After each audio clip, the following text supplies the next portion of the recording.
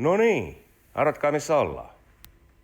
No niin, mehän ollaan Aleksanterin teatterissa ja tänään täällä tärähtää 18.30 Best of Saikkua kiitos. Miljoona on ainakin riittävän hieno. Tuolla lavalla ihan kohta puoliin tärähtää Saikkua kiitos trilogian osista parhaat palat koottuna Best of Saikkua kiitokseen. Ja mä suosittelen tätä ja mä oikeastaan voin luvata, että kun sä tämän kattelet, niin sen takia lisäksi tonne narikkaan jää myös sun aivot. Elikkä sä naurat 2 tuntia ja sä unohdat ton syksyn kaamoksen ja muut ikävät arkiset murheet. Tuu tänne ja nauretaan yhdessä.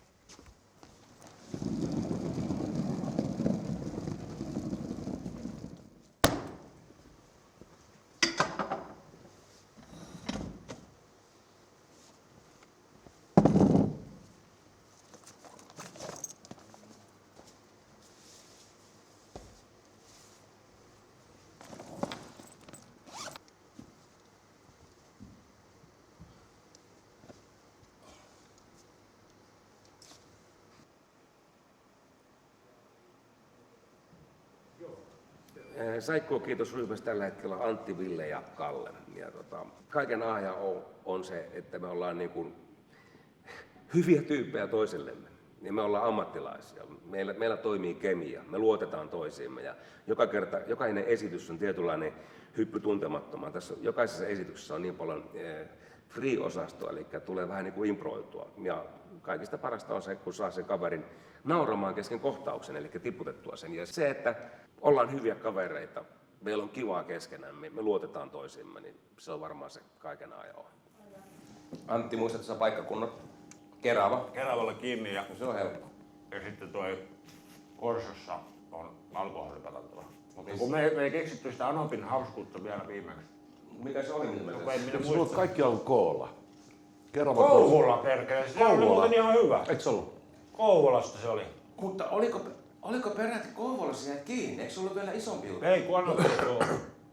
Okei, Kouvola oli, mutta olisiko se... Ei kyllä se Anoppi oli Kouvolasta, mutta... No niin, sehän menee joka paikassa. Mä en edes tarkkaan muista, mitä monta vuotta tää on. Onko tää nyt ollut 12 vuotta tai vuodesta 2013, niin olisiko se ollut nyt 12 vuotta, 13 vuotta.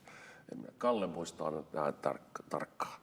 Minä en muista vuosia, mutta tähän lähti sillä lailla, että oltiin, tai ei ollut kauheasti muita duuneja. Mäkin olin ollut paljon virallisemmassa teattereissa, niin kuin Espoon teatterissa ja Kansallisteatterissa. Ja sitten mun loppui niin kuin duunit siellä ja sitten mä olin ollut tuossa Kotikatusarjassa, mikä sattui loppumaan kanssa silloin 2012 tai jotain semmoista. Niin siitä asti mä oon ollut tässä niin kuin vuodesta toiseen.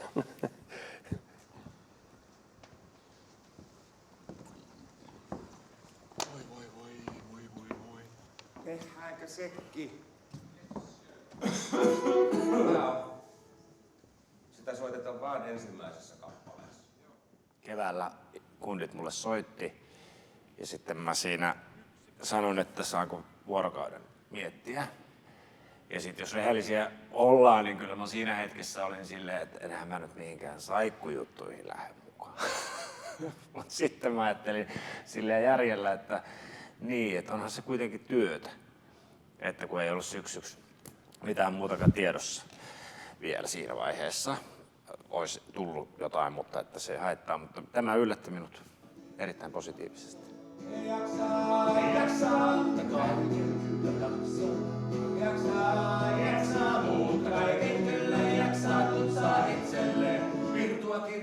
Yleisöissä on eroa.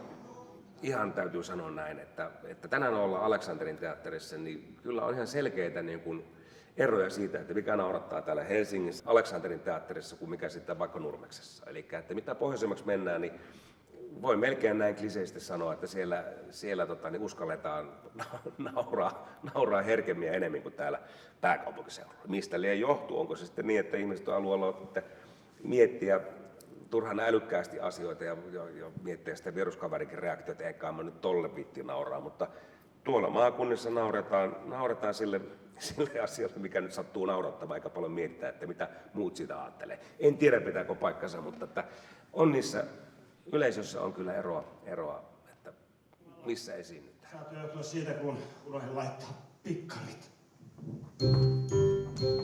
Älä retken kuvia turhaa tähän kaatu. Hei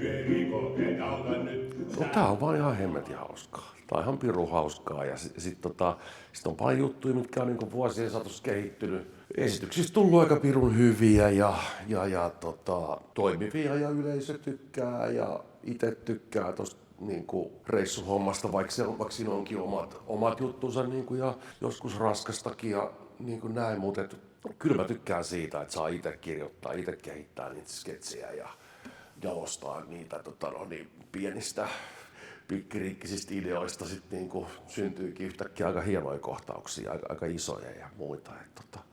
Et se on, ja sit se, että me yritetään kanssa koko ajan päivittää tätä tai niinku olla sillä niinku ajas kiinni ja aina tulee mieleen jotain uusia juttuja. Ja tämä myöskin niinku elää ja kehittyy koko ajan.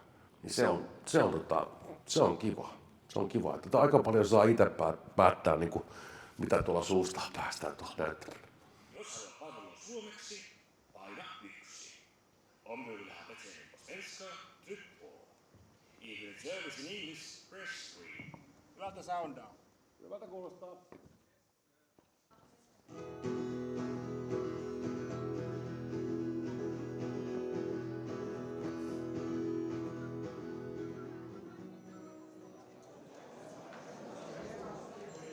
Kyllä mun sellainen pieni jännitys on, niin sitähän mä ihmettelen, kun Kalle ei jännitä yhtään mitään ja Antti ei jännitä yhtään mitään, niin kyllähän mä niin se suurin, niin kuin, kyllä mä jännitän niin kuin jonkun verran kuitenkin aina. Ehkä se jännitys on mulle semmoinen niin kuin virittäytyminen, että kun mä vähän jännittää, niin sitten mulla lähtee niin kuin vähän semmoinen niin kuin vireystaso niin kuin nousee ja rupeaa vähän liikkumaankin vähän nopeammin. Muuta. Ja varsinkin jos väsyttää, niin sit se helpottaa, jos vähän jännittää, niin tulee vähän jotain energiaa. Se on minuutia vailla mennä. Mitä esitystä? Yes. Hyvä se on. Sä voit mennä ylös, me ollaan valmiita. Mä olin jo oottelet tuolla. Mennään tästä. Okei. Nyt muuten kannattaa mennä kiireellä. Nyt se alkaa ihan just. Totta kai semmoinen uhka ja pelko on, että joutuu lopettaa tämän kiertämisen tai tämän teatterin tekemisen. Viimeistään silloin, kun kerta kaikkiaan yhtään keikkaa on saatu myytyä ja jos olet muutaman keikan myynyt ja sinnekään ei tule ketään, niin sitten se on pakko lopettaa. Eihän se on ihan selkeä kausaalisuhde, mutta mä en vielä pelkää sitä niin paljon, että tällä hetkellä vielä keikkoja on ja niitä saa vielä myytyä ja menemään ja yleisöä käy sillä, että siinä leivässä pysyy. Mutta että monihan on lopettanut taiteilijoista ja vaihtanut alaa, koska tämä on mennyt niin kerta kaikkiaan vedetty tiukoille tämä meidän ala. Hei, tähän nyt ei puristella, mutta tämä on nyt pikkusen kinkkinen. Ei ole kuule kinkkyilyä meillä ollut ollenkaan. Kyllä se vaimo vähän vihjasi viime jouluna se hommassa joulukalenteri, semmoisen aikuisten mallin. Se oli se. Sain kumipuvun sieltä ja semmoisen myssykin oli se kumi. Silmäreijät ja suureikä oli vaan kauhia, kuuma oli. Vaimo nelas sen suupallonsakin. Lahjoja paketoi se pallon suussa, niin sitten rupesi haukottaa, niin se yhtäkkiä nielas se meni niin syvälle. Vähän jäi remmit roikkumaan. Ei antanut vetää pois niitä. Oli ihan hiljaa. Meni ihan. Kyllä se yritti sitten siinä aattona siellä sitten tökipäissään kuuseen alla.